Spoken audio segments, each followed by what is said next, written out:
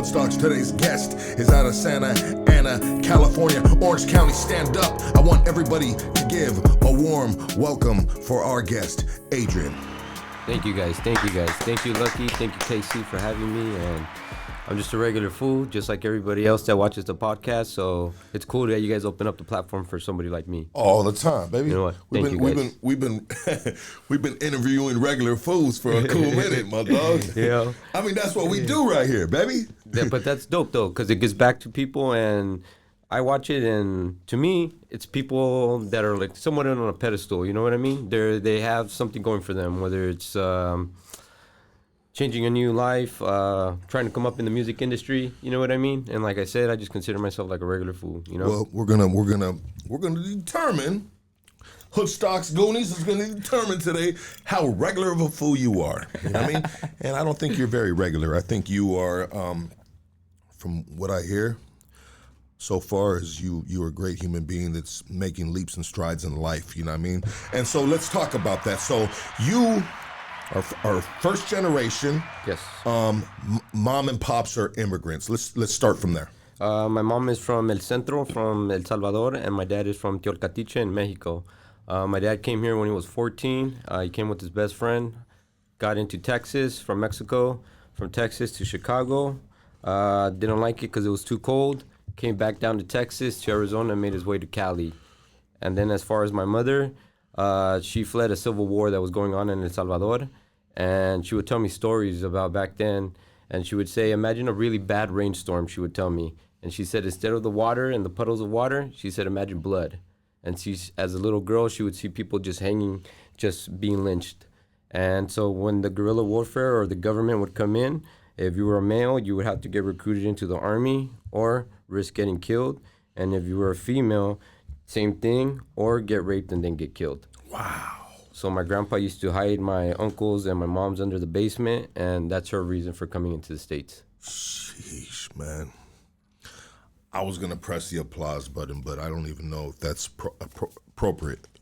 That's all good. She's alive. We're good. And yeah. A big reason why I'm here is because of that, you know? So I'm grateful. A big reason why I pushed a lot, you know? And that hits me right now. That hits me kind of hard in the climate that we're in, being the fact that there's mass deportation and there's individuals like your mom, for an example, that escaped brutality, right? Yeah.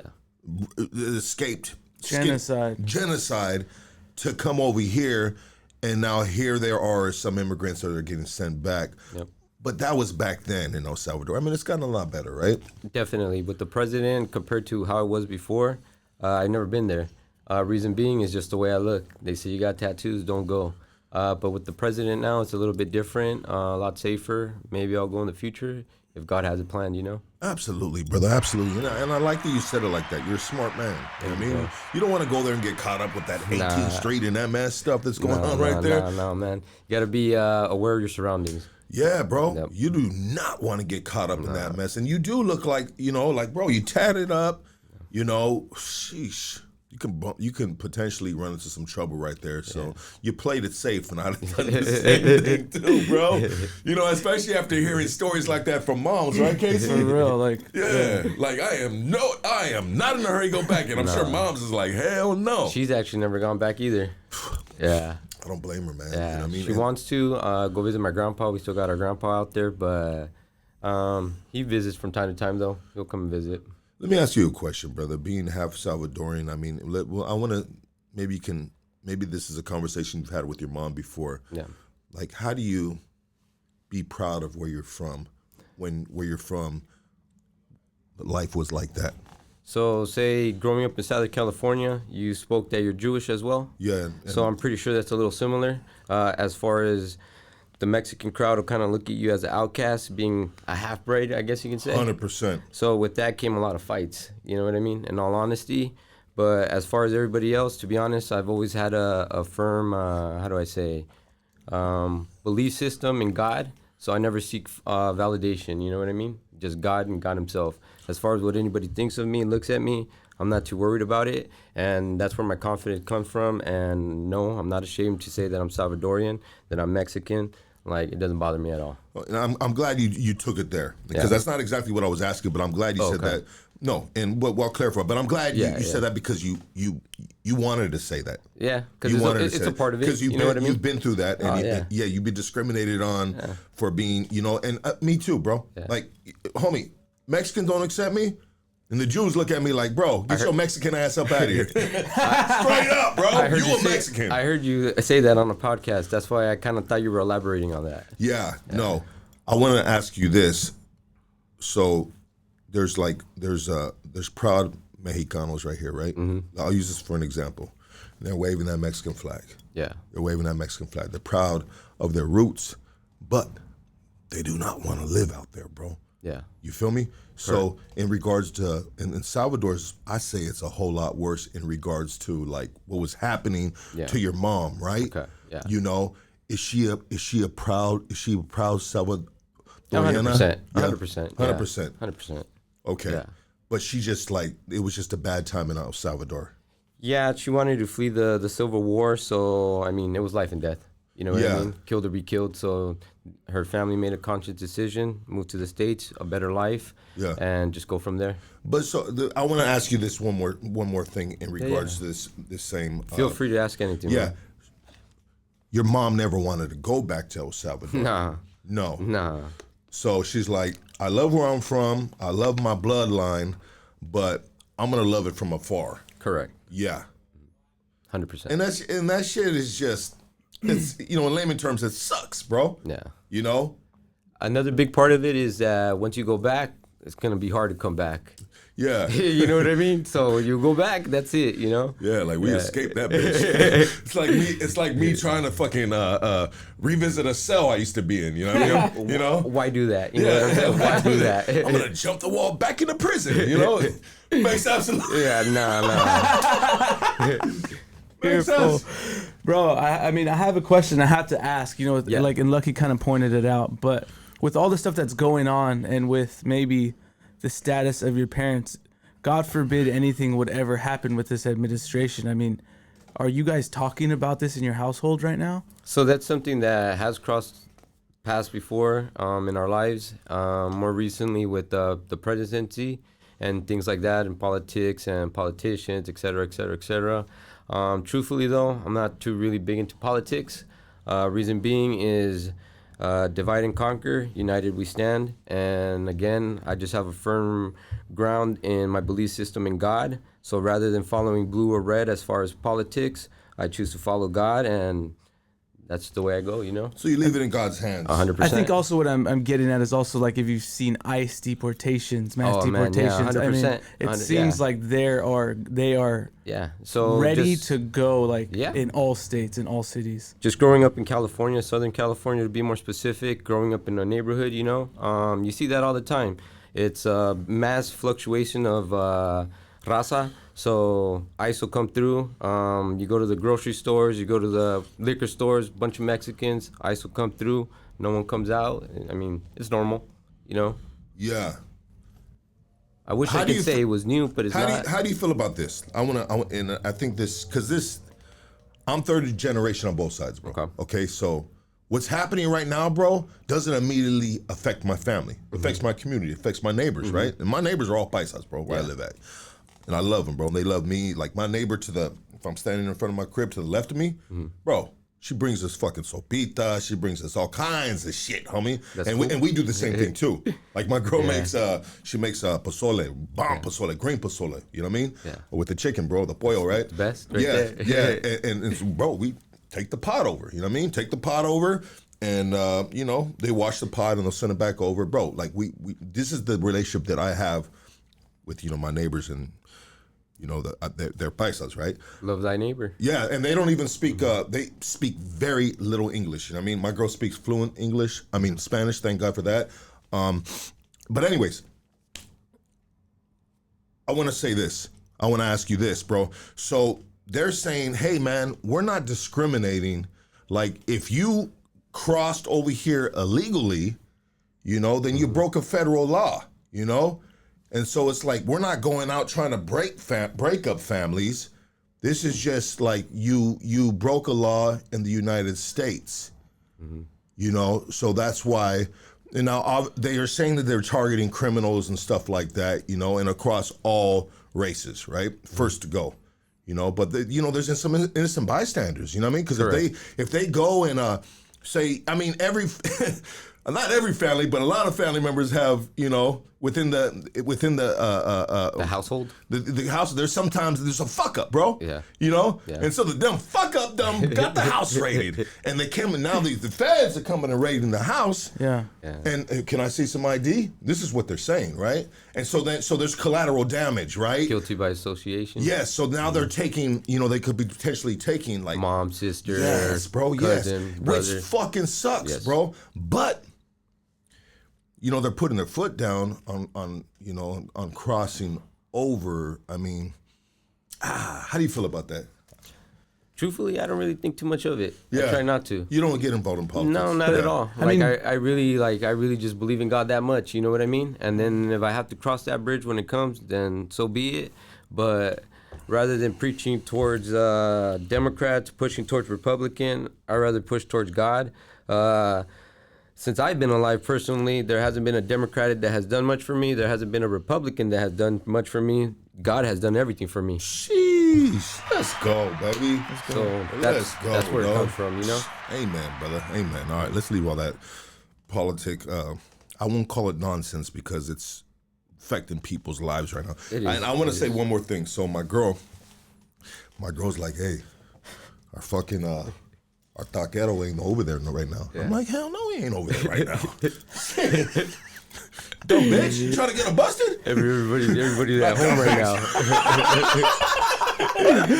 Sorry, Misty. Sorry, I apologize, Misty.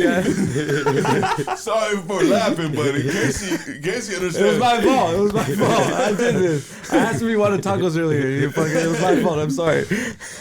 Misty, my kids and Misty love this dude. You know what I mean? That's cool, though, my man. kids love this guy right here. They're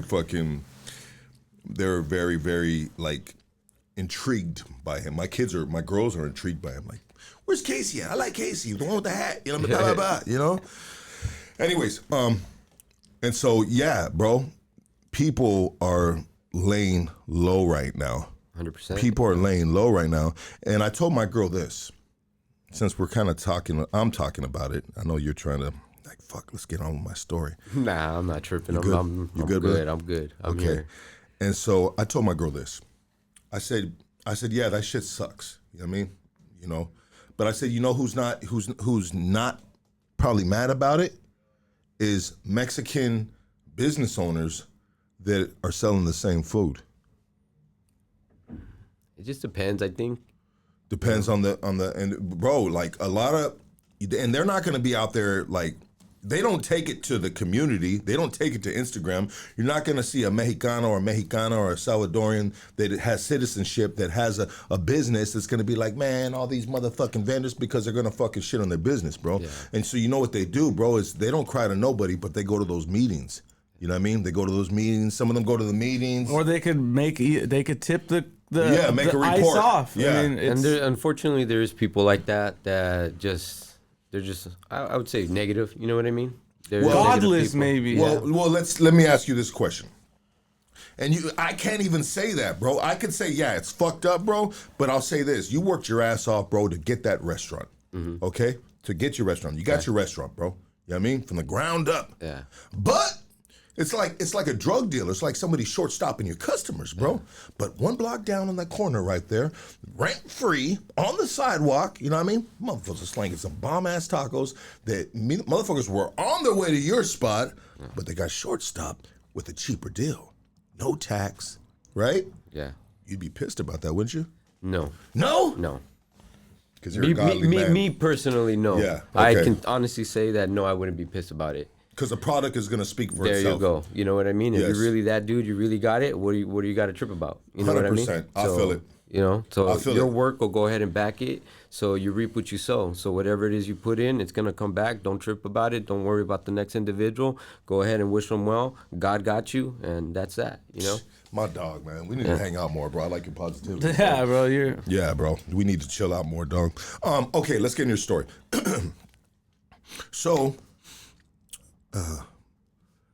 first generation, being raised up with Immigrant parents? Is that Yes. safe to say? Yes. Okay, immigrant parents. How was it? I don't know. I tell people, and then some people look at it like, "Oh shit," you know. But to me, it's a normal upbringing. Again, just brown Southern California is. I'm gonna say that for a mass majority of people, it's a pretty similar upbringing, you know. And I mean, to me, I loved it, you know. It's like everybody else in the beginning, as a kid, as a teenager, I wasn't too close to my family. I wasn't too close to my brothers or my parents. Got older, I learned, made amends with all that. So now it's beautiful. But at that time growing up, poor, you know, come home, electricity sometimes gets shuts off, water sometimes the gas, sometimes our furniture would be sold, sometimes our beds, sometimes our dressers. I mean, you know, normal on some real shit. It's nothing that made me feel down, that made me feel bad. If anything, it made me who I am today, you know. Amen. So sometimes you said you get home and things would be sold, Yes, and it could even be your bed, yes, and that was potentially done to make ends meet. 100%. We got to pay rent. Yeah. That's real life right there, huh? 100%. And then in my household, it's a family of 4 siblings. I'm the oldest out of 3 boys, and then we got a sister as well. And then at that time, we were living in a studio, so it's just a 1-bedroom, if you want to call it that. So everything's just open. It's like, you know what I mean? Yeah. The kitchen, the bathroom, the room, the closet, everything's right there. Yeah. That's humble beginnings right there, huh? 100%. And I feel as if that's another reason why I feel so close to God, because of that, you know. I got to see that aspect of it, go through the bullshit, get to another certain level in life, and because of that, there's nobody that can tell me that God isn't real, you know. I understand there's a lot of people that struggle, that can't get over that hurdle, and whatever that vice may be, or that obstacle, or that adversity that individual is facing, but that cliche saying of one day, it does exist. And God has shown me that. If you leave your faith, you keep your faith, one day things will turn around. 100%. It'll come back tenfold. Tenfold. Tenfold. You know? You seem like a good person, bro. I don't claim to be or say I am. I just try to live righteous, to be honest. And by that, I mean just every time I'm presented with an opportunity or a chance or anything, just try and do the right thing every time. Who implemented this way of belief, this way of thinking? I mean, it's most definitely it's a learned belief. Or moms, pops. We were never into church a lot. We never went to church, but yes, they did instill God in me. And just growing up, just facing bullshit, and during the midst of all that, understanding that at certain points in my life, before my girl, before my kids, when I hit those lows, there was not a soul, there was nobody around that would help. Everybody can't, you won't, you shouldn't, wouldn't, couldn't, etc., right? And the 2 things that told me the complete opposite of that was God and my craft, being art, tattooing, painting, drawing, whatever you want to call it. While the whole world was telling me no, those two things were telling me that, yes, get up, there's more, don't listen, I got you, keep going, it's gonna come. Okay. And how is it? How are your siblings? The different a little personalities. bit. I would say a little bit different than me, as far as I just take shit serious. I understand that I don't really got too much fuck around room, you know. I like that. You know, on some real shit. You know, I'm a dad. You don't got too much fuck around. No, not at all. You know, I like that, bro. To me, it's in all honesty, I feel as if it's a luxury. You know, I don't got $1 million in the bank account, so I don't got that luxury.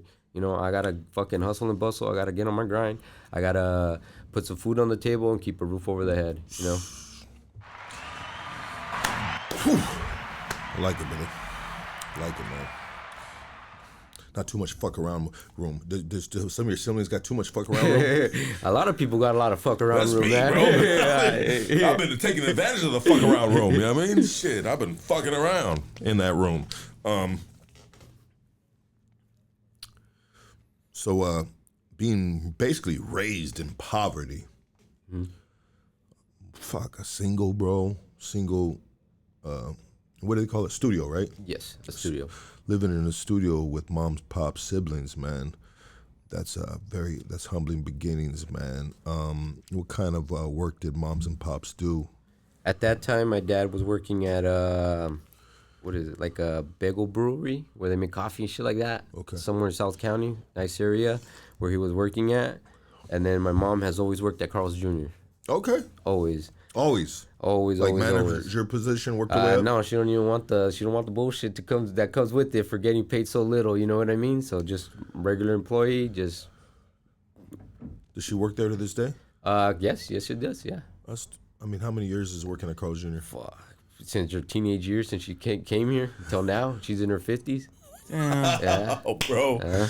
She deserves a fucking. They did that, Casey. They did Burger that. King, right? They did that with an employee that worked there for fucking mad years and then retired from there. Oh, really? And I think they give them at least like, I don't know, upwards of like $50,000 or something. which isn't shit. They should get a whole lot more than that. But I think someone started a GoFundMe and then they raised crazy money, right? Yeah, they started GoFundMe and then they raised beyond like $100,000. He was able to like buy a house. That's dope. That's good. Yeah. We need to do that for your mom, bro. We need to get that going, man. Thank you, bro. What's your mother's name? Jenny. Jenny. Jenny, man. Since Jenny came to this country, she has worked at Carl's Jr. Yes, her first job and her job till now. She's had a side job. She's in her what? Her 50s? Yes, early 50s. Early 50s. Damn. Your mom's around my age, bro. Yeah, I mean, I'm late 40s, but still, I'm just thinking about, damn, I'm close to early 50s now. Fuck! I need a Corvette. You know, that midlife crisis. Maybe I got to get a horse, a Corvette, and I got to get some titties on my bitch. You know what I mean? I'm really working on it, too. I swear to God. Bro, I'll be looking at Corvettes, and then I'm like, fuck, I can't get a Older Corvette. model or newer model? I don't give a fuck, The newer ones are pretty fire. Yeah. The No, Stingrays, the new ones are fire, bro. But in reality, like, I can probably afford an older model, you know? All right, so Corvette. Yeah, I'm not gonna get it though because it's a 2-seater and I got kids, bro. I feel you, I got young girls and I just like. Anyways, I'm not getting a car right now. I'm a window shopper with cars. I think all guys love cars. Yeah, I agree. I like cars too. Yeah, and even if you had a car for a while, you want a different car. And it doesn't necessarily have to be like a brand new car. Yeah. You know, it's just a different car. I feel you. Yeah, like a different car. And I hate that American cars mostly are front wheel drive, bro. Yeah. You know, like cars, right? But What's your favorite car? I don't Your have dream car. Your dream car. You know what? A dream car. Man, I say maybe for sure. I think I'd like to get into like a G-Wagon. I think that'd be super dope. You know, a G-Wagon, man. Dream car, man. It's for sure not like it's for sure not an Impala. That's what it is. It's not an Impala, bro. I'm not really into lowriders, bro. You know what I mean? I want the fucking because that's a pullover, bro. Yeah. You feel me? Yeah. Like, what am I gonna do with that? Pull it out once a weekend or every other weekend or once a month? You know what I mean? It's just gonna be fucking taking up room, and I ain't got space for that, bro. I feel like you like muscle cars. Muscle cars are my favorite. Exactly. I love muscle cars too. So muscle cars. Thank you, Casey. He knows what it is. But I was just thinking of something that I was thinking about recently, and it was a conversation with Andrew, right? Yeah, the G-Wagon. But I've always liked G-Wagons, dog. Yeah, You know what I mean? G-Wagons are But really it's just like it's so far out of the budget. But yeah, muscle cars would be my go-to. Like like if you know some dudes want lowriders, I want an old school muscle car. Yeah, that's what I would want too. I would want like a 69 or 70 Chevelle or man. a Charger. Sheesh. Yeah, something like that. Yeah, I was even looking at the new, not Chargers, but I like the Challengers, the Dodge Challengers, because I just like the shape of them, and they just look fucking, they're like a Batmobile or something, bro. Yeah. And then I was just like, fuck, I've always wanted an SS, you know, SS anything, you know? And so I was looking Just at all ass, huh? I was looking at the Camaro because it got the 6.2 engine. And I was looking at the Camaros, but bam, so the car that I want is a Panamera, Porsche Panamera. Those are nice. I like those too. And the reason why is because it's got 2 doors for my girls in the back. Okay. You know what I mean? Mm-hmm. So it's a sports car. Yep. And I can take care of it's the family friendly. Yes, exactly. And you got that trunk space. Yeah, and I love the shape of it, I brother. liked it too, like the wagons. Yeah, I love it, bro. Yeah. So I think if I can take a car right now, that would be the car, the Panamera, the Porsche Panamera. Okay. How about you?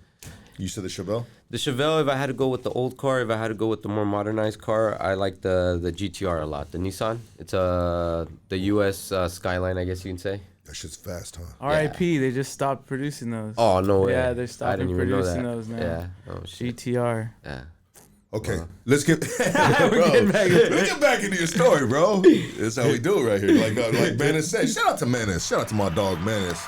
Like Menace said, man, just like at the barbershop, dog. Yeah. Menace was supposed to be here, but I think it's just a little too early, even though it isn't early right now. It's 7 p.m. Menace comes. We're live right now, bitch. He had a long morning. Huh? Yeah, he had a long morning. How long have you been in art? Since a kid. Since as long as I can remember. And then that goes back to my upbringing as well. So where I used to live was, again, a neighborhood, not a good place. And then during that time when I was growing up there specifically, it was one neighborhood trying to take over another neighborhood. So there was a lot of shootings, a lot of shit going off. As a kid, I didn't like it, so I would draw. I would draw a lot, and that would take me out of my element and take me out of my environment. And then another thing that attracted me also is that we would get letters from our uncles. At one point, we got a letter from my dad that my mom showed me. And I remember I seen a rose that my dad drew, and it just blew my mind. And then from there, I just told myself I'm going to stick to the drawing and just follow it through. So your dad did prison time? A little bit. A little bit. Before he got deported. Oh, so he's deported right now? No. He's in the States. This was when I was a kid. When you were a kid? Yes. Did he do time in the States or in his country? He's from Mexico, right? He did it here in the States. Yeah. For a little while, and then after that, they deported him. Got you. So he was shooting mom them letters and shit. Had the little draw and the rose on it. And I still got them till this day. That's dope, bro. Yeah, I still got them. I got them all in the binder. I have them in what do you call those plastic covers? You know what I mean? I saved them all. Bro, just speaking of just like stuff like that, that's priceless, right? 100%, yeah. Bro, I used to have photo albums of my first term, and then my first violation after my first term, and I'm talking about the mid-90s, where they used to let you take pictures on the prison yard, bro. Wow. And I have young ass pictures, bro. I had them, bro. Yeah. They're misplaced. They got lost, bro. I had photo albums, bro, of you gotta find them. Of me on the yard, bro, with just a bunch of dudes, different neighborhoods, different yards, bro. Like when you can get the photo ducats. They used to have these photo ducats, bro. Okay. You buy for it was either $2 or $7. It was one of those prices. I might be getting something mixed up. But you get the photo ducat, bam, get your picture. It's probably $2 photo ducats, I think it was. And then there was an inmate on the yard that you give your photo ducat to, and he pull up and he fucking have the shit, pop, give you the fucking the photo. The photo, yeah, Polaroid? The Polaroid. Yeah, the Polaroid, bro. Yeah. Man, you just right then and there, bam. All right, cool, dog. You gotta leave it down on face down. Don't let it hit the sun. Fool, you know what I mean? Shake it up and shit. Bam, put it in the photo. I'm right then and there, bro. I had a bro. Talk about, bro. I have been looking for that for years.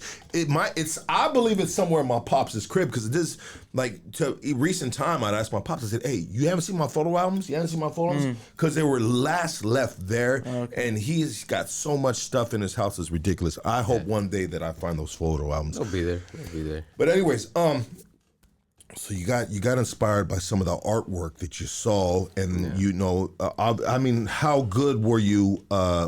You obviously was something that you loved, right? Yes, 100%. Do you think it was meant for you to do in your life? At that time, I didn't know it until now. Yes, 100%. Okay, so would that be the best way to continue forward?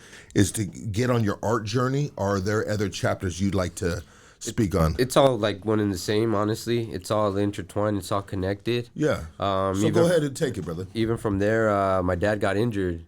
So he had back surgery, and he stopped working for maybe 5-6 years. And at that point, I saw my mom pick up 3 jobs.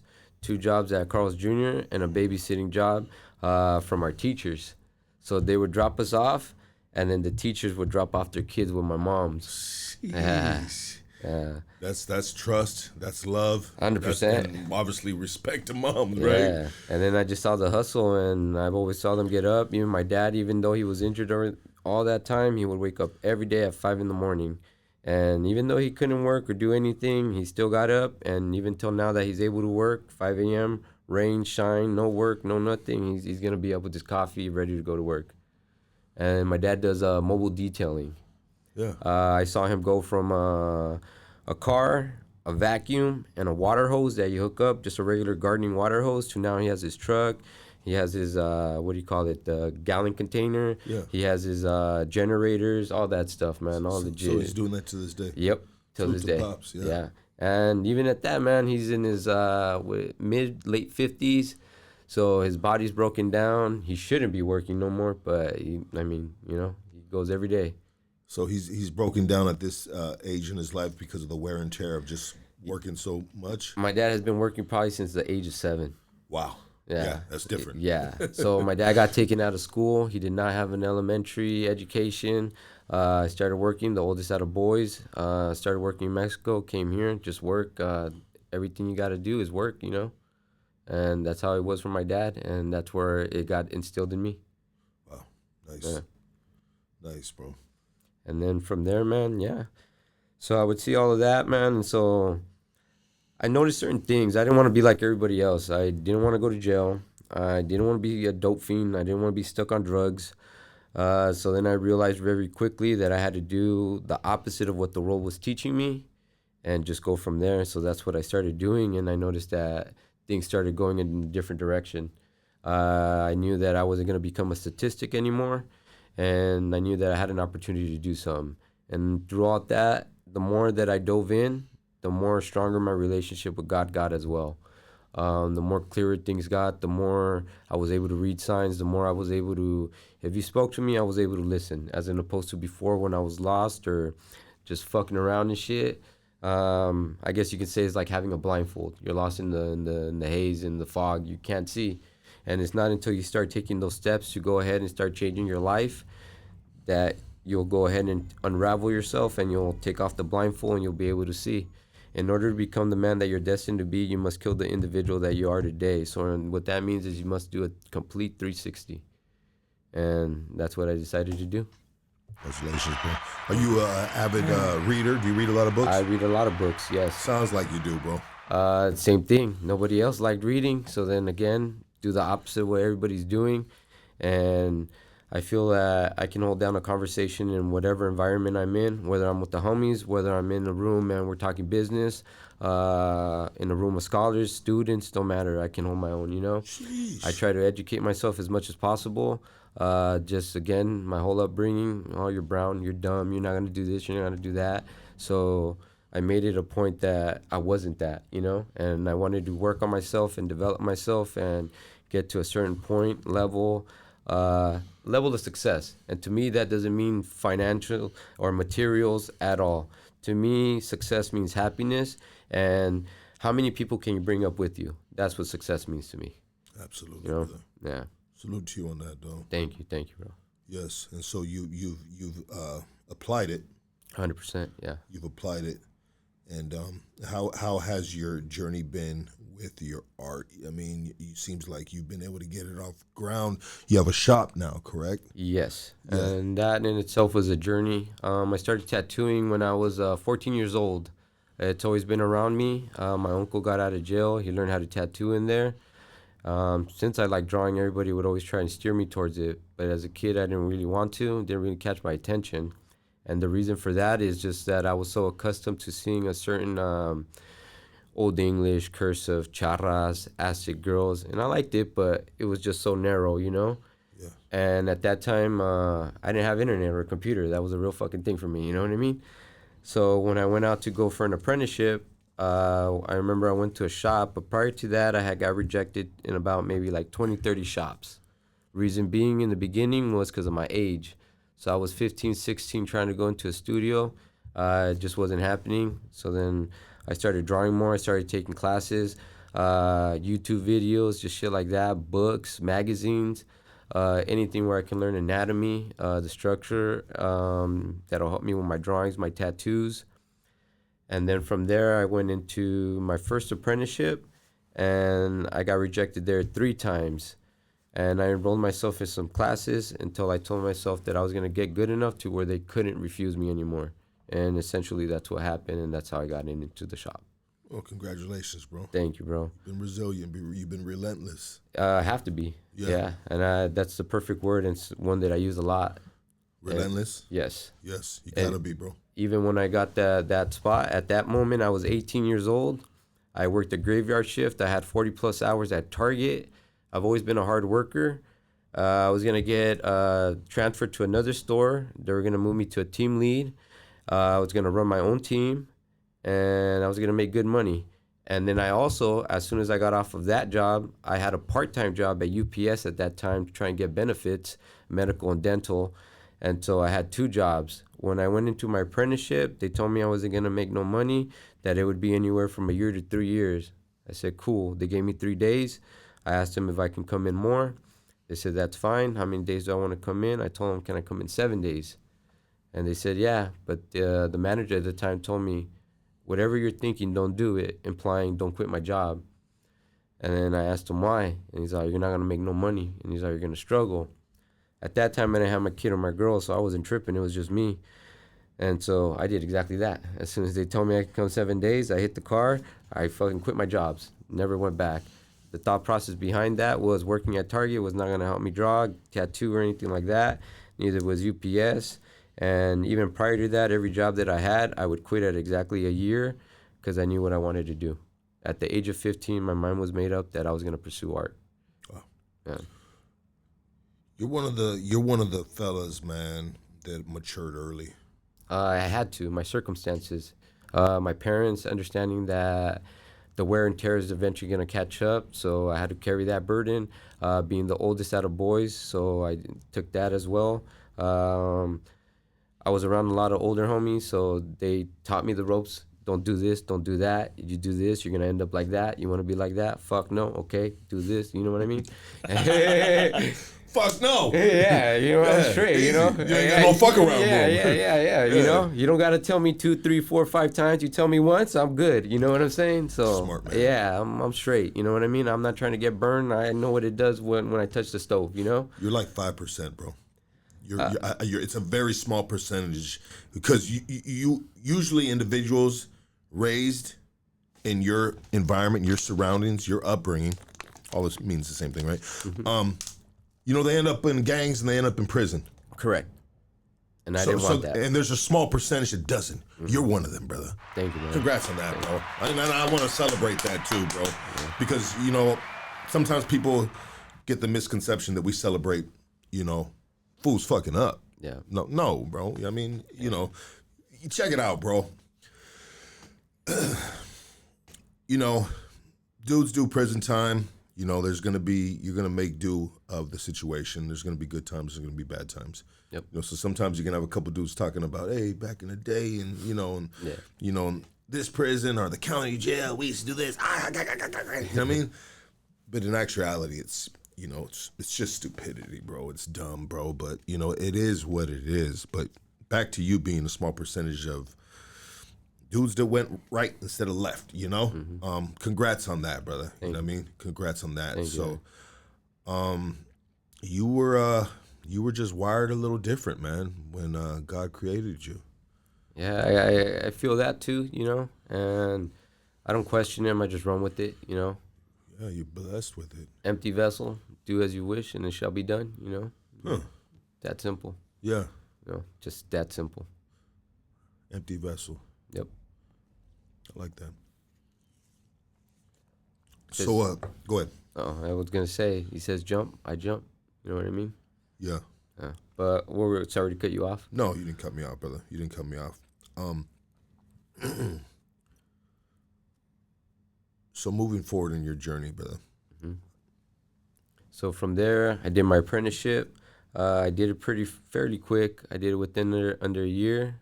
From there, got my position as an artist. Started tattooing. I've been at 4 or 5 studios. Never once at any shop that I left was it to pursue money. It was never that.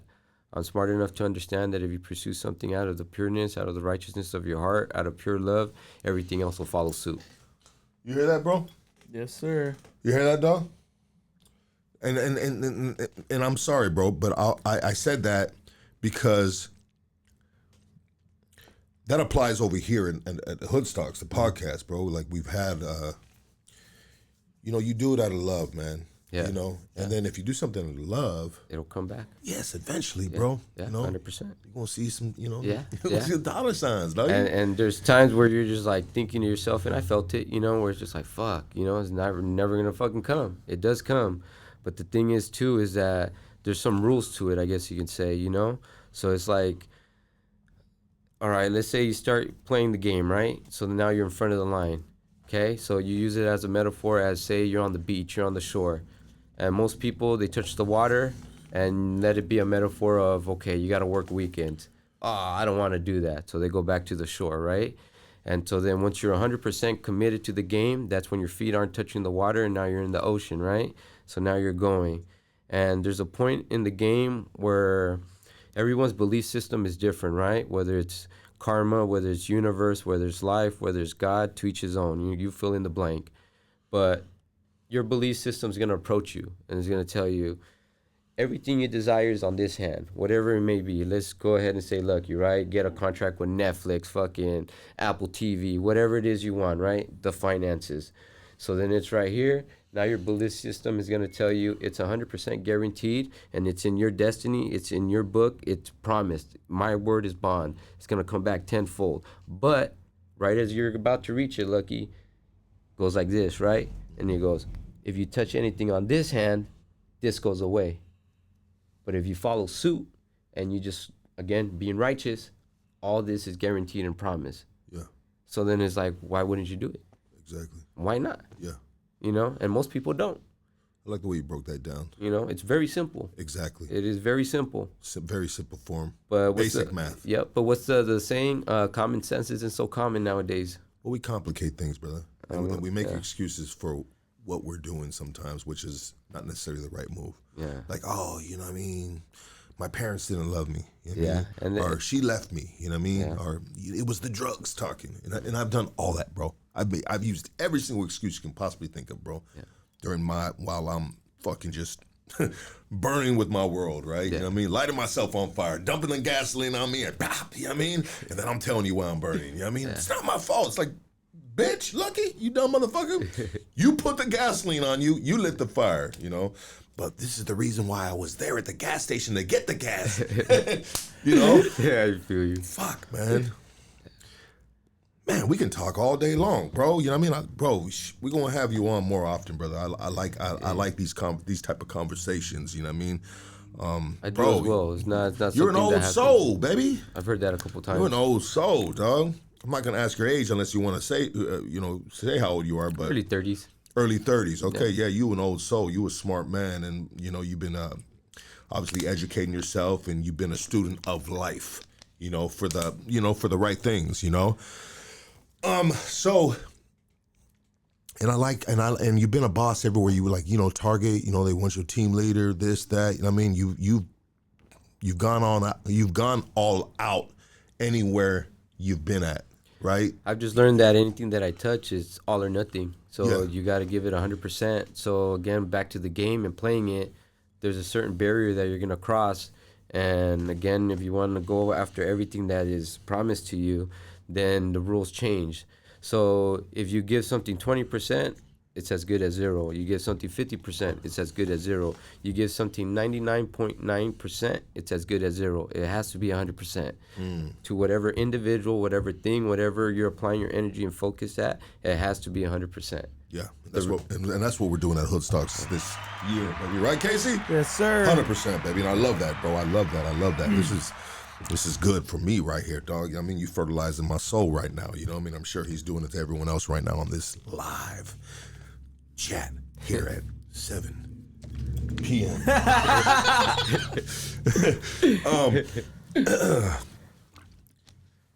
So you making all the right moves, you know what I mean? And when you make all the right moves, you're destined for greatness, or you're destined for blessings, like you said, for, you know, good things to come back to you. Yeah. You know, so you finally get into the shops, the work's speaking for itself, you know, and then there comes a point in time where you're not the apprentice no more, right? Yeah, but you know what? I'm gonna cut in on that part. That's actually, unfortunately, it's not a fairy tale like that. You know, it's so from the moment I got in till, let's just say I finally saw the fruits of my labor, just being a student of the game and very keen to detail, it was a 15-year span of a dry spell.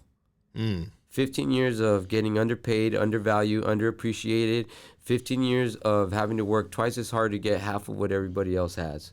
And at the same time saying, fuck it, having no hatred towards anybody, no animosity towards anybody, always saying thank you to God. And those are some of the fundamentals that got me to where I'm at now. Nice. But the road was bullshit, you know? It was hard. It was, the studio I got in so that I can get that, boom, fucking pull me up, right? So essentially trying to take the elevator. God said no. I looked to the side. I tried to take the escalator. God said no. I was like, fuck it, I'll take the stairs. God said no. So then I looked more to my left. There was a fucking mountain full of fucking rocks and fucking just a bunch of, he said, that's your path. I was like, there's no path. He's like, I need you to make one. Yeah. And so that was my route. Amen. You know, so rather than bitch and complain, I just took the cards that I got dealt with and I played my hand. I can relate to your testament in regards to that. Like nothing has ever been easy for me, bro. Yeah. Not even in this podcast. This podcast has been a mad journey, somewhat of a struggle, you know. But sometimes they say, regardless of what the journey is, enjoy it. Right? Enjoy it 100%, and you always got to remember that there's no progress without struggle. Yes. So anybody, anything, anywhere, anything someone's trying to pursue, it doesn't matter what it is, whether it's a lawyer, whether it's a professional athlete, they're going to face the same steps that you faced, that I faced, that anybody faces trying to go ahead and pursue something. It's normal. It's part of the game. You know what I mean? Yeah. It's a part of it, you know? Amen. Absolutely. And so here you are climbing this mountain of 15 years. Yeah.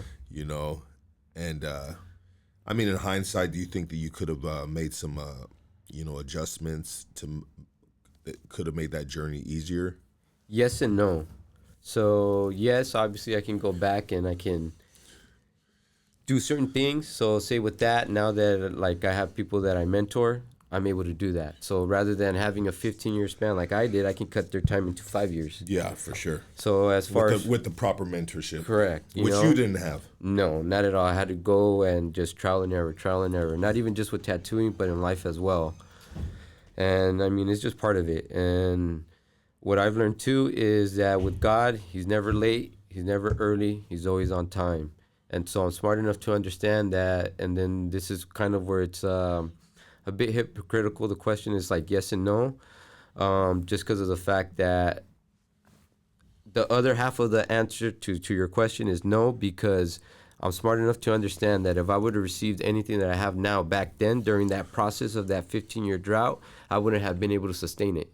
I wasn't ready. I wasn't molded. I wasn't prepared yet. So as far as my family, I would have fucked it up. My girl, I would have fucked it up. My kids, I would have fucked it up. The business, I would have fucked it up. My parents, my brothers, anybody else, people that I'm helping that are not on drugs, trying to stay out of it, I would have fucked it all up. So that 15 years was for me to understand and for God to mold me. So then when my time came, I was able to sustain it. And in other words, not get corrupted, not get rotten. And integrity. What's integrity? Doing the right thing even when no one is looking. And that's when it's the hardest. You feel me? Yeah, man. Yeah. And so that's a little bit more, man, to elaborate on that topic right there, you know? Yeah. God puts you in the position when you're ready to be put in that position. Yeah. Yeah. Because then just as simple as think about, have you ever heard of the curse of the lotto? No. So there's documentaries, and this is a proven thing. So everybody has a misconception that if I get X amount of money, all my problems are going to be fixed. Yeah. So there's these people that win the lottery, right? And they win millions and millions and millions of dollars. And they end up committing suicide, going to jail, killing their spouse, getting on drugs. But the reason for that is it doesn't matter how much money you get. Until you work on yourself and you fix yourself, whether it's your mind, body, or soul, I mean, it's gonna be the same outcome every time. You know what I mean? 100%. And I wanna pivot off what you're saying. As I reflect on myself and my journey with Hoodstocks, our journey with Hoodstocks, I think we're gonna hit our 7th year, something like that. Congrats on that. Yeah, and sometimes, you see other platforms and, they blow up overnight, right? Yeah. Kudos to them, right? Salute to them on that. That's dope. And, it didn't happen like that with Hoodstocks. We're still working. You're climbing the mountain. Still climbing them. Yeah, climbing the mountain 100%, bro. Yeah. And I think about my mind state during these past X amount of years. I haven't been ready mentally to be in the position that you're seeking. Yeah, I haven't been right up here, and to get put in that position to be responsible with saying making a lot of money, or you feel what I'm saying? Receiving coming to you. Yeah, I haven't been. In hindsight, I haven't been ready for that, bro. Yeah. You know what I mean? Even at the old age, young age, whatever, 47 years old, bro. Wasn't ready for all that, bro. But you acknowledge it now. Oh yeah. And so now that you see it, now just you gotta keep pushing it forward. I think now, as from like in the last year, moving forward now, it's like, all right, I'm ready. I'm ready to, if it's gonna come to me, it'll come. Which I believe it will. But now I'm ready. Right there. Yeah, man. Right yes, there. sir. 100%. So it'll come. I'm ready, bro. From our mouth to his ears. It'll come. It'll come. Yeah, man. Even when I got this Jesus piece right here, bro, I said, shoot. I always wanted a Jesus piece, but I just wanted it for the wrong reasons. I wanted it just because it was popular, you know what I mean? Oh, the homie got the Jesus piece. You know how many drug dealers had Jesus pieces on them, bro? Yeah. Real shit. You know how many drug dealers back in the day that had the Jesus piece? A lot, bro. Yeah. And, obviously, it was just for the... Yeah. But you're still selling drugs, bro. You're killing people, you know what I mean? You're ruining people's lives. You know what I mean? This connection's still there. Yeah. But, so I was finally someone in a position to get the Jesus piece the way I got it. But when I was looking, at first I was looking for different things. Like people, sometimes you want a lion's head, or this, that, and then I seen the Jesus piece, and I said, oh man, that's what I'm on right now. Spoke to you. Yeah, it spoke to me, because prior to buying this, purchasing this, being blessed with this, which was just recent, I've been listening to a lot of online sermons and stuff, and That's dope. Just trying to. I need to get back into tune with what I was, doing. Sometimes you fall off for a couple of weeks, which I kind of fell off a little bit just because I've been taking care of things. But when I have these conversations, it reminds me, like, all right, look, don't lose, don't fall off the course, 100%, and it's good to come across people like that, because then you can bounce back that energy and again stay on course, Yeah. And it makes you feel like, fuck, I'm not the only one out here, There's more people like us out here that are trying to do something, that are trying to prosper, that are trying to change their lives in whatever facet, whatever may be, Yeah. And just coming across somebody that's on the same thought process as you, that helps out a lot. Definitely. Yeah, 100%, brother. So you took the rock road. God said, "Hey," you said, "There's no path." He said, "Create one." Right? Yeah. You make one. You know what I mean? You know where you need to go. Get there. Figure it out. You figured it out. Yep. 15 years, man. You figure out now. You're mentoring people. Trying to. So from that, I went into a couple shops. And then to get to the studio where I'm at now, the two owners at the time, which are friends of the family as well, and just real close friends, they took a liking to me. So I knew who they were prior to going there, just off some street shit, Then when I got there, they took a liking to me because we come from the same city, and they saw that I worked hard and I was able to focus, and I don't really party. I don't drink, you know what I mean? Good for you. And so with that, they saw it, and they were going to sell the shop. And they caught me off guard one day. They hit me up, and they're all like, hey, man, let's go have some breakfast. I was like, all right. And they said that they weren't going to sell the shop. I said, cool, I was like, that's dope. Fucking keep it pushing. We'll be right here. And then they told me, we're going to sell it to you. And then I was like, oh, shit. And then they told me, don't say nothing, go think about it, sit on it for a week, come back. At this time, I don't think I even had $100 to my name. Yeah. You know, and this was around 2017. And so then I just kept thinking, and at the same time while that happened, I had aligned myself to work with my favorite artist. So the equivalency of that is like joining the Chicago Bulls with Michael Jordan there. Yeah. So in my world, that's what I was able to align myself with. And your favorite artist. My favorite artist. So it's like I got drafted to the Bulls with Jordan on the team. Yeah. Or make my own team. Yes, sir. You know, so I was conflicted by that. And God told me what to do. So I said, all right. And I talked to my girl. I told her I got a plan. She said, all right. And at this time, we're sleeping in a garage. And my girl's pregnant with my firstborn. And so we're thinking, and I told her, okay, call your mom, rent a room, I'll pay for it, I'll give you guys some groceries. Maybe just some fucking, at that time, ego or just machismo shit. I don't know what it was exactly, but I just didn't want to be a burden, so I didn't want to go with them, you know? And so at that time, so my girl looks at me and she's like, well, what the fuck are you going to do? And I was like, man, I'm going to go get this fucking shot, you know? Yeah. And so I slept in my truck for a little under 2 years. I stepped in my truck. I have a 93 Chevy Silverado. I still have it. And that motherfucker don't run, but it's sitting there, you know? Everybody's telling me sell it. I'm like, nah, you know? So Sentimental values. yeah, 100%. It got me to where I'm at, too. So it stayed down. And then on the trunk, I have the what is it? The bed liner. Yeah. So that way it'll steal shit. So I threw all my clothes, all my shoes, just whatever I needed. And for 2 years, just sleeping in my truck. And just doing everything and anything just to try and save up every fucking penny.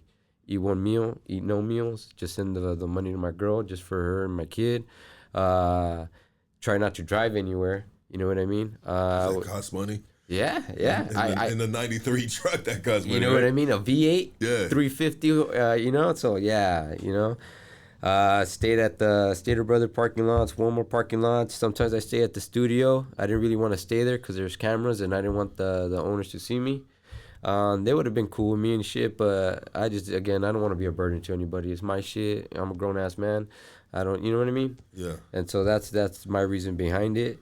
And so for those 2 years, I just saved up. I saved up everything. Saved up every fucking penny. Saved up everything I had. I put every ounce of focus. During that time, I reinvented myself. During that time, I stopped drinking. I started reading even more. Anything that was negative in my life, whether it's family, friends, vices, whatever, I got rid of it. And I had read that if you want things in life that you've never had, you got to do things in life that you've never done. So I said, fuck it. I'm down to try it. Worst case comes to worst, I'm right back in the same spot that I was at anyway. So what do I have to lose? And if it works out, well, then all my wildest dreams come true. You have everything to gain. Exactly. Yeah. And I found out that it was real.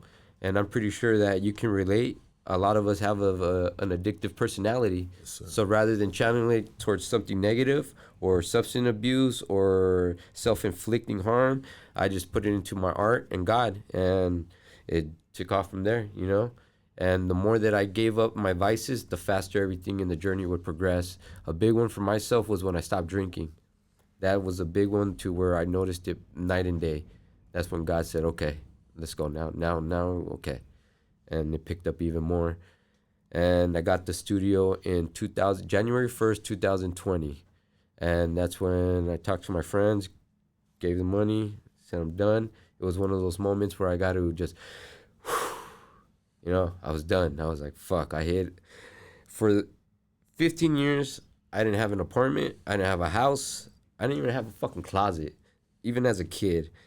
I didn't have a car at the dealer. None of that. It wasn't until that 15-year dry spell, 2020, where everything started happening. That's when I got a car. That's when I got a place to live. Now I got a closet, you know. My kid does too, my girl and shit.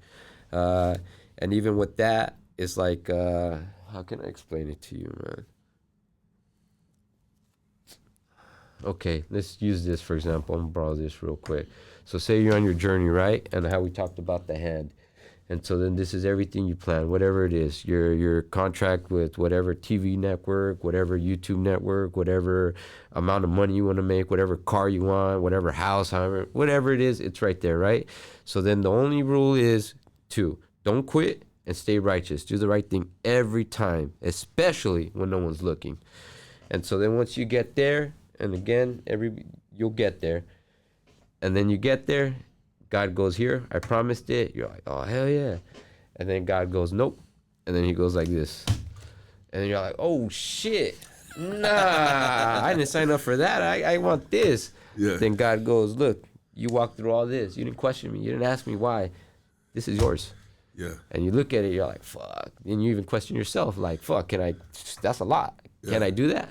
Yeah. You know what I mean? And again, when I talk about these things, I'm not talking about money at all whatsoever. Because the faster you realize that it's not important, the faster the game moves on. Because then now you go ahead and you take it into perspective and put it this way. You get a sledgehammer, you can break this table. You can break these microphones, you can break those cameras, you can break those lights, you can break the TV, you can burn this whole fucking place down, right? And you can work hard and you can get it back in a week, a month, a year, 5 years, 3 years, 10 years, it doesn't matter. You can get it bigger, badder, faster, nicer, sharper, cleaner, all of the above. Now, if something happens to your mom, your dad, your sister, your kids, your loved one, there's no amount of money, no amount of hard work, no amount of tears, blood, tantrums, bitching, moaning that you can do that's going to bring them back. And so, unfortunately for me, I got faced with a lot of life and death. So when you go ahead and you martyr up to that, there's not really too much fucking leeway. So you understand, oh shit, this game is real. And so as a kid, as a youth, as a teen, and as an adult, having faced all that, death every fucking time, you get it pretty fucking quick, you know? You understand, like, oh shit, it's real out here.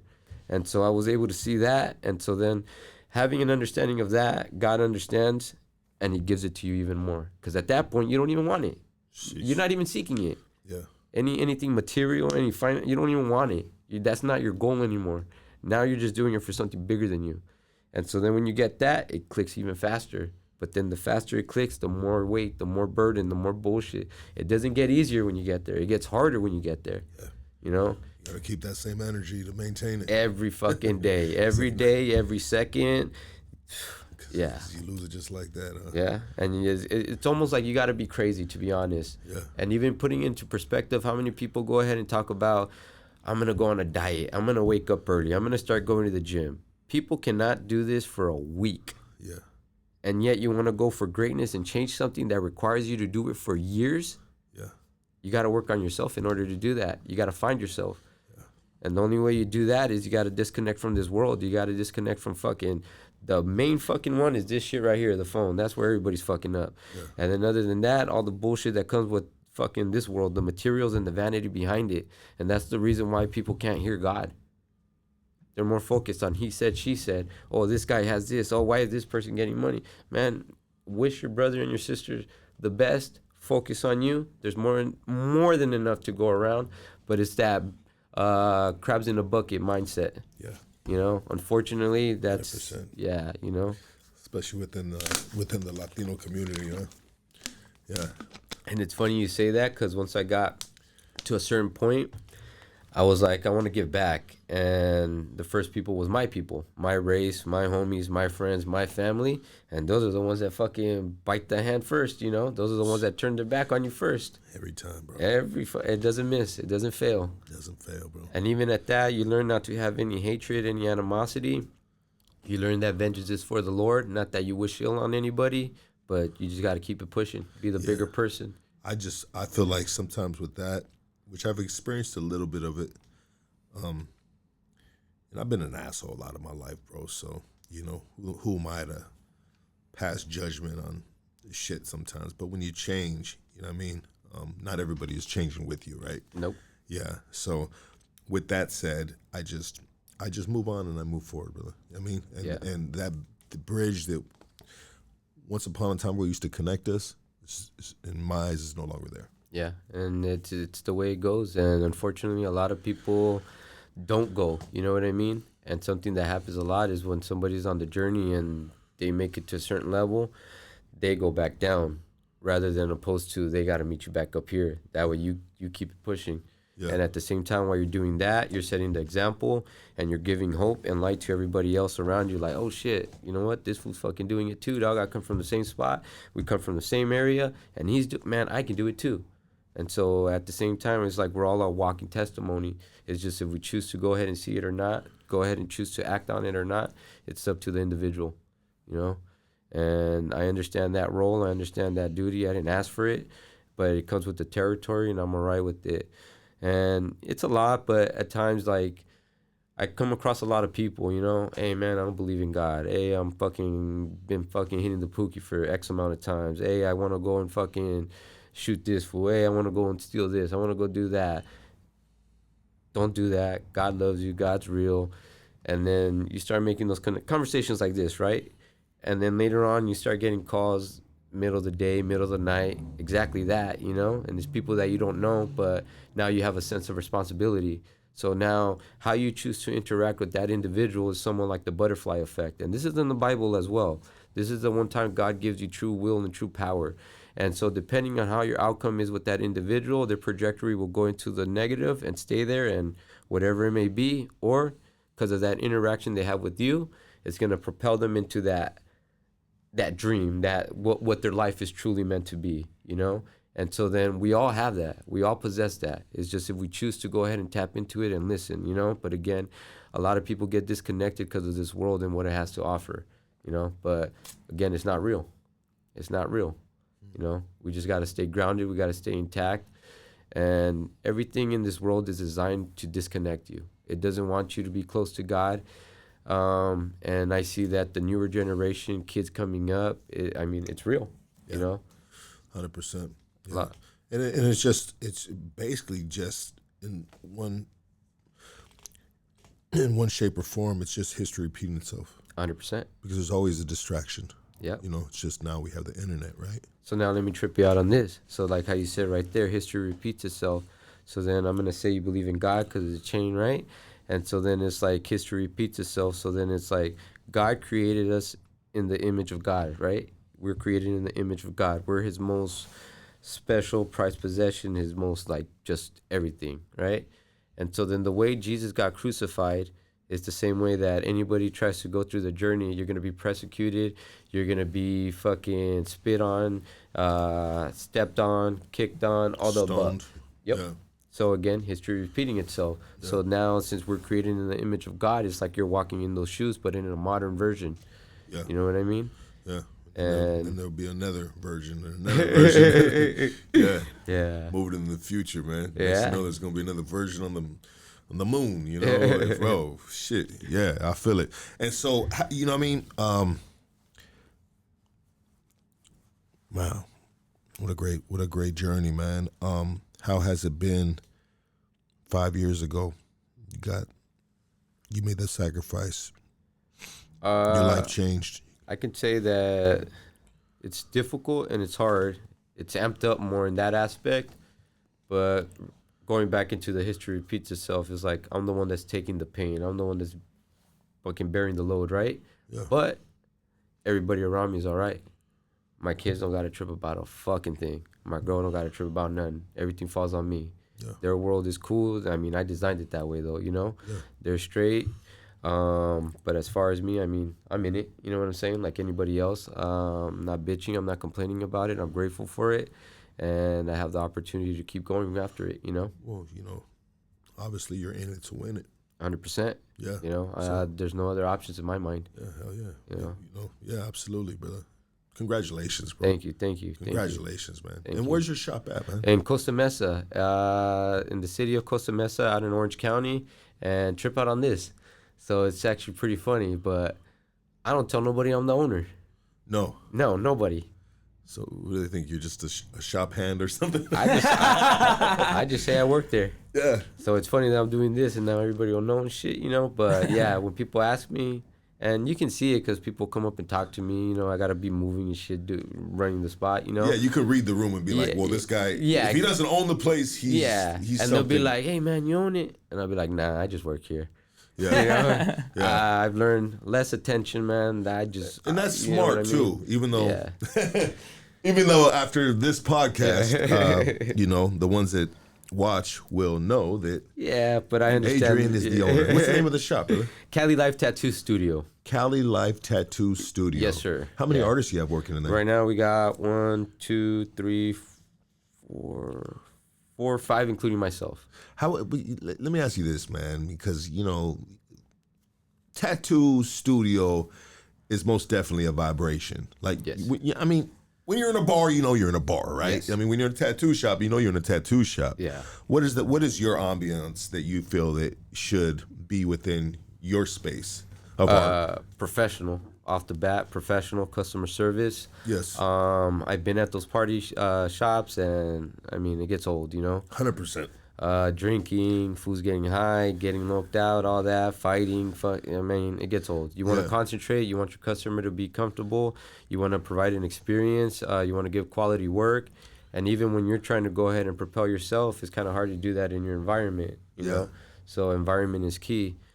So throughout all the shops that I worked at, I took the bullshit out of all of them, and I applied all the good stuff into this one. Yeah. So there's no ego. We don't got no rock stars. We don't got no celebrities. There's a lot of those in the tattoo industry. Yes. Everybody's humble. Everybody stays in their lane. Everybody's willing to help each other work, and just like that, man. Sheesh, I like it.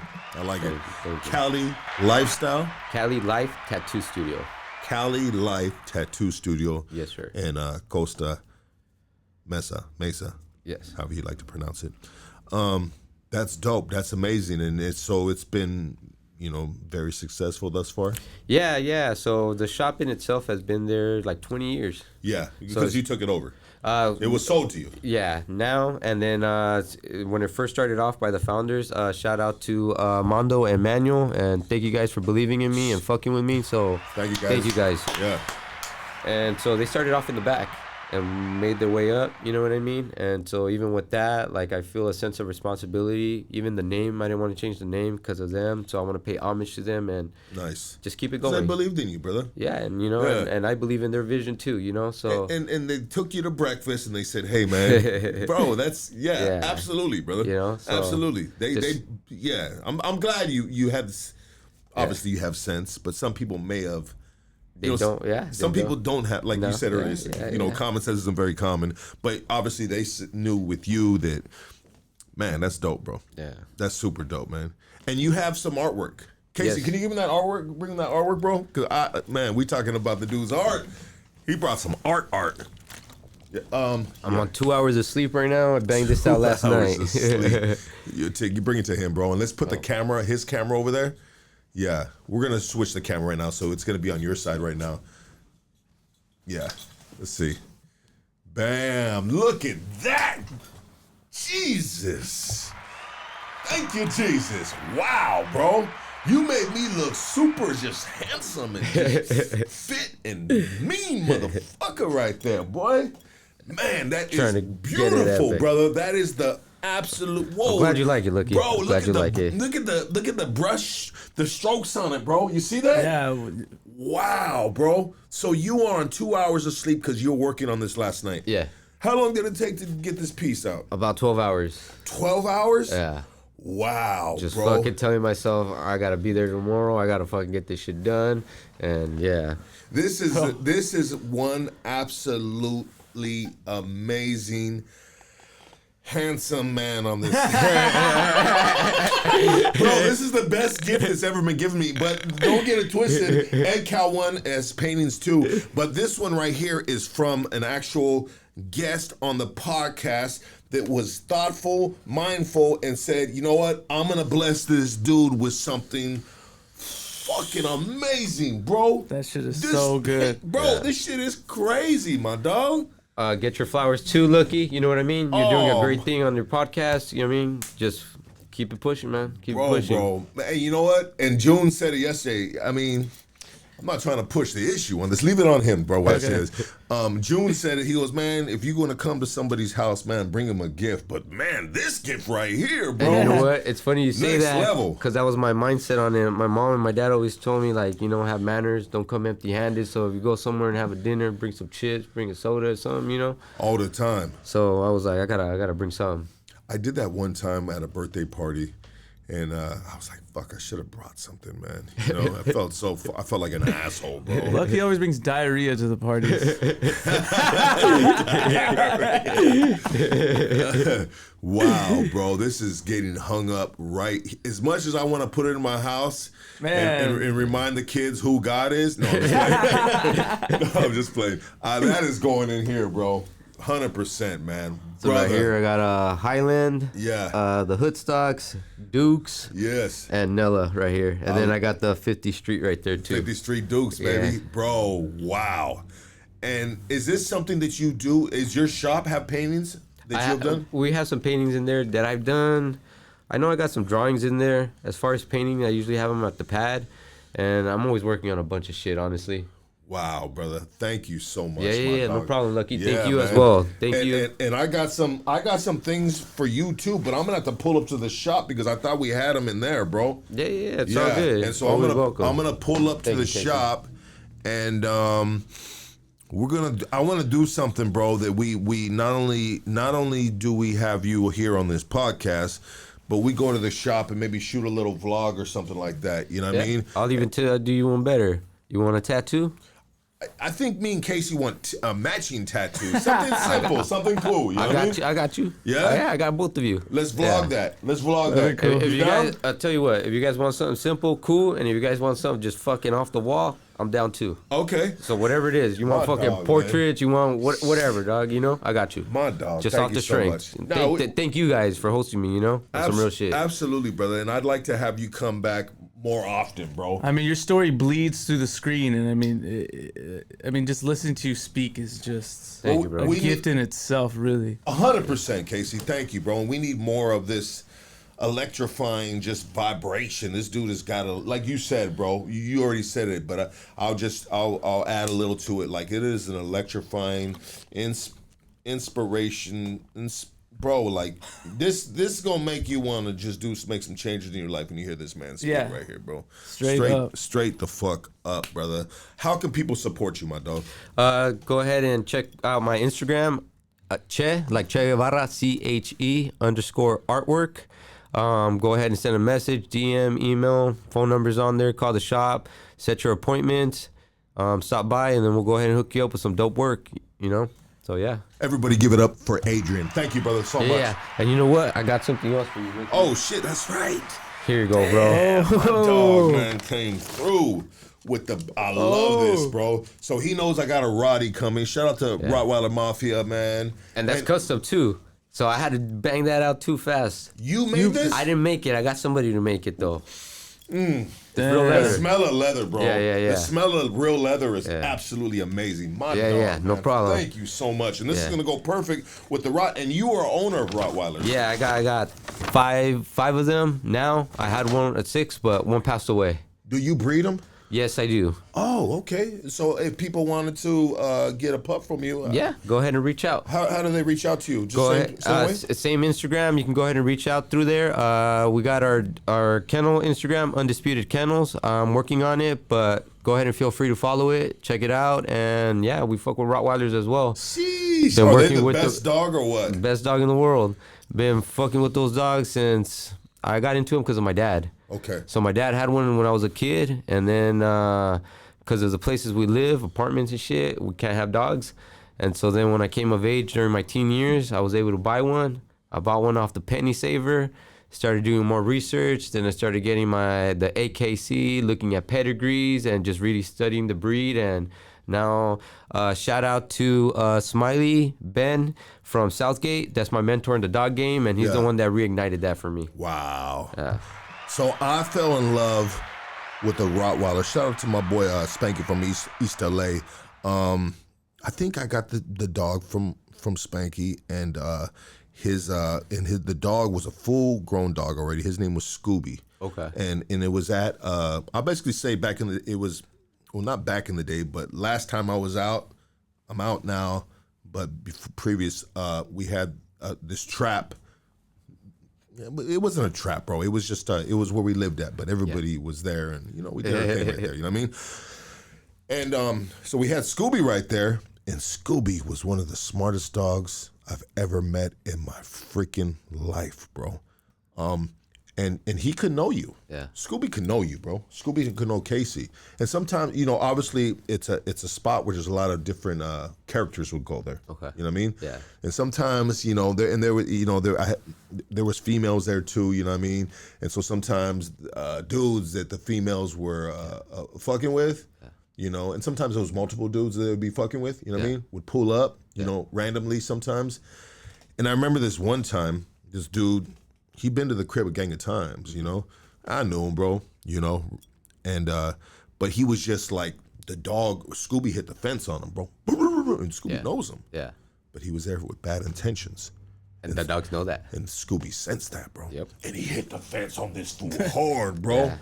And he was like, he goes, hey, look, he was over there. And I said, well, what's up, bro? You know what I mean? And Scooby's just fucking hit him. So I'm just like, shit, homie.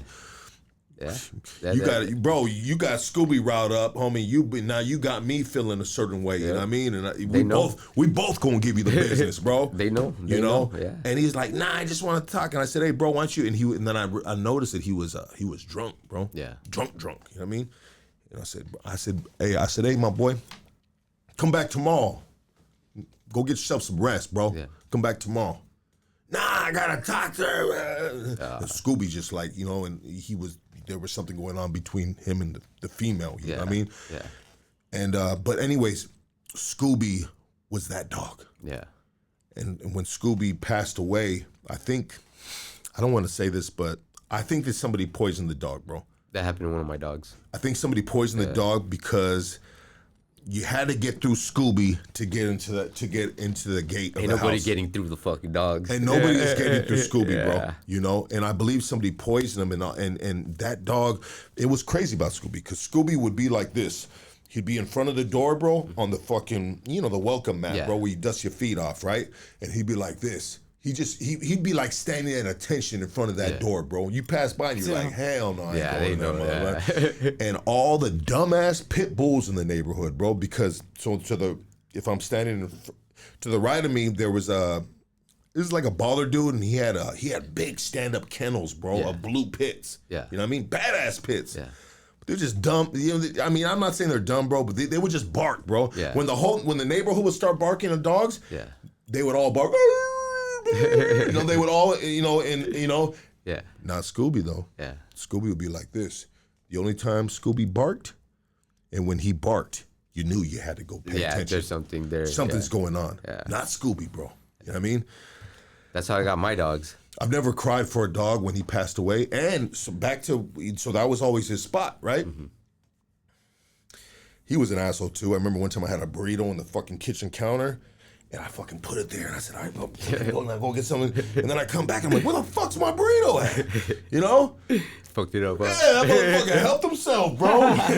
But anyways, but with him, I was like, man, all right, Scooby, you got that one, bro. You know what I mean? Caught me slipping, bro. But he was just a fucking intelligent, badass dog. Oh, and so when he got poisoned, he was getting sick, bro. Like, he was just like, I remember he was laying in a puddle, and I'm like, bro, what are you laying in a puddle for, you know? Maybe he had parvo. Yes. That somebody said that too, bro. That's what it sounds like. Yeah. Like, bro, you're laying in a fucking puddle, bro. And anyways, it might have been parvo too, bro. Yeah. But I'll tell you this. He died on that welcome mat. Yeah, they know. You feel me? Yeah. Like that was his spot. Yeah. That was his spot. That was where he stood up and he knew that, you know what I mean? Yeah. I protect the house right here. Yeah.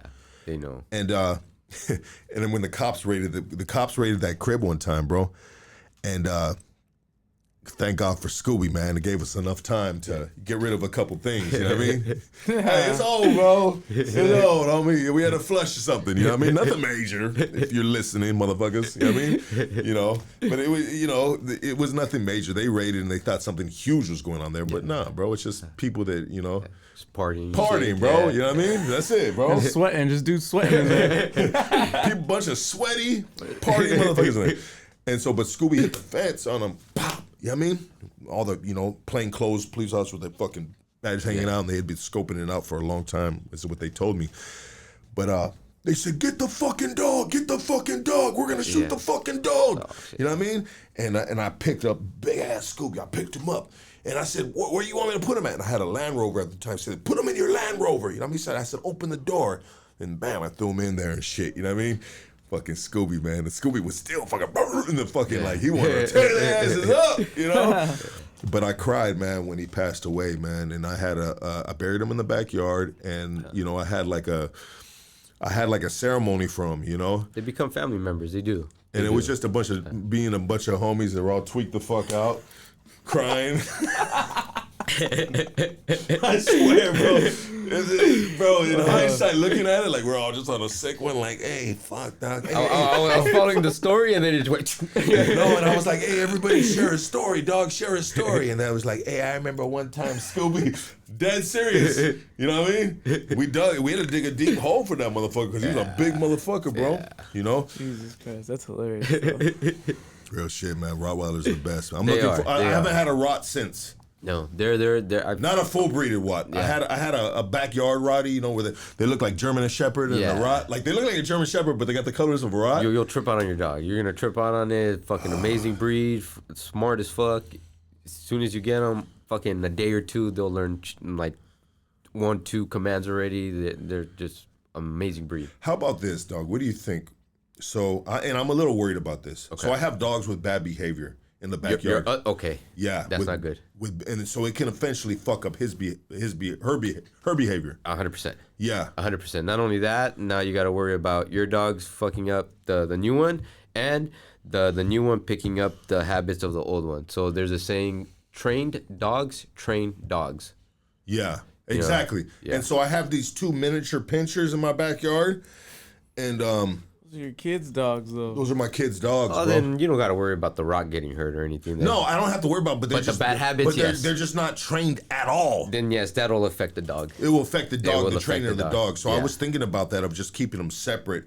I got to get something, bro. Or try to train them if you can. Nah, it's too late. Them little assholes, bro, are just fucking, and they just like little miniature pinchers, man. Just train the new dog. Yeah. Just train that one, and then say like the 2 that I have, they train the little puppy.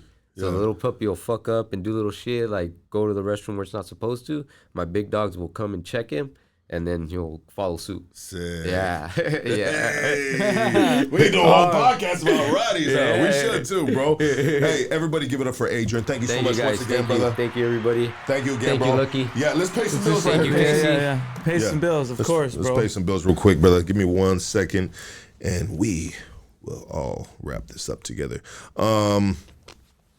See, I'll see you guys right there. I love you guys, man. I appreciate you guys tapping in. This was an absolutely amazing podcast, man. Full of fucking gems, full of just an uplifting spirit of a man right here. Hey, we are sponsored by Shockaware. Shockaware is more than streetwear. It's culture, lifestyle of individuality, and self-expression through clothes. I want you to go to shockaware.com. Use Hoodstocks15. Get yourself 15% off. Looking for some good quality cannabis? I mean, killer quality cannabis. Hit up the folks at Killakush. They specialize in bringing you the best quality available from OG. 2 exotics, let me tell you, they got it all, baby. And what they want you to do is they want you to just drop them an email, and that's Killakushcali@gmail.com, or you can pull up on them in the city of Whittier at Drip Fits, and that address is 13800 Leffingwell Road. We're sponsored by LA Peptides. LA Peptides has all your weight loss needs, including Ozempic, Mounjaro, and their own proprietary pen that comes with money back guarantee. Tap in with our dog Ozempic Vince to answer all your questions, all right, about peptides, losing weight. The dude got everything. He's got DRD too.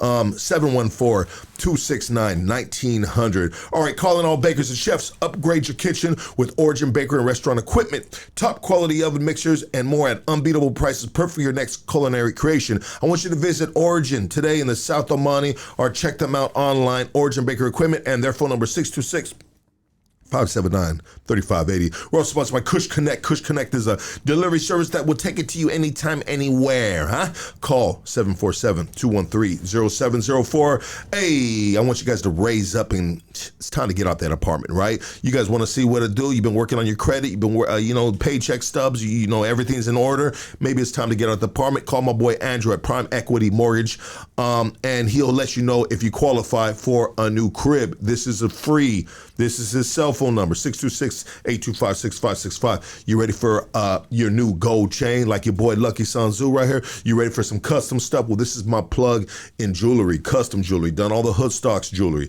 all the pendants, all right? His name is D. Leo, the jeweler. Call him right now at 323-899-0001. Hey, man's best friend. We were just talking about it. Hey, make sure you guys join Rottweiler Mafia, the best Rottweiler breeder in the United States. Call today, place an order for a puppy, and my boy's number is 424-666-9929. And if you're done slipping up on your game, man, started your year off wrong, you need a criminal defense attorney, well, this is our guy. His name is Doug Sherrod, and you can reach him at KingKongLawyer.com. We love you guys. Thank you so much, man. We will see you tomorrow.